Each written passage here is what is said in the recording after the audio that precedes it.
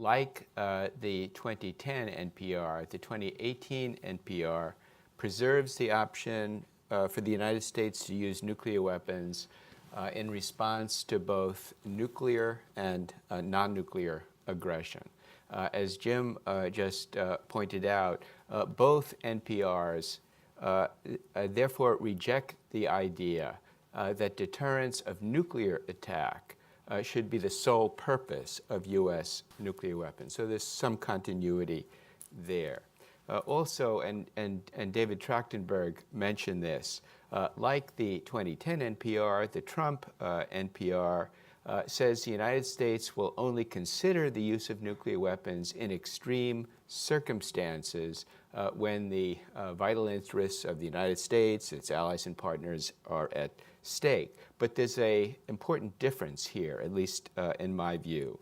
The 2018 NPR defines extreme circumstances more broadly to include non-nuclear strategic attacks against U.S. allies, United States, and U.S. Partners. Now, the Trump NPR doesn't really define non-nuclear strategic attack. It doesn't explain what would make a nuclear attack strategic. Instead, it provides some examples. Non-nuclear attacks against civilian population centers and critical civilian infrastructure, against early warning, command and control, attack assessment capabilities. Now, previously, before the current NPR, the U.S.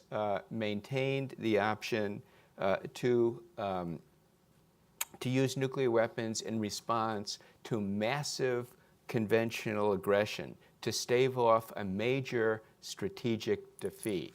For example, the Warsaw Pact overrunning Western Europe, China conquering Taiwan, North Korea crossing the DMZ and occupying Seoul. The U.S. also preserved the option to use nuclear weapons in response to a non-nuclear WMD attack, equivalent to the use of nuclear weapons in lethality, such as a truly mass casualty biological weapons attack. These circumstances, in my view, set a very high bar for the U.S. initiation of the use of nuclear weapons. The examples that are provided in the Trump NPR, I think, lowers the bar.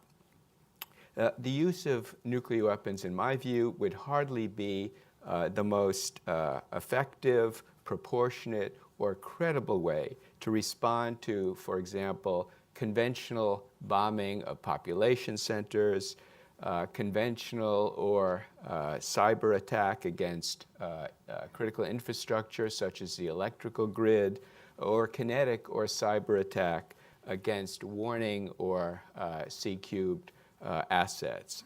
In my view, a better way to protect those potential targets is to make them more resilient, redundant, or defensible, and to threaten to retaliate with more credible but still highly potent non-nuclear means.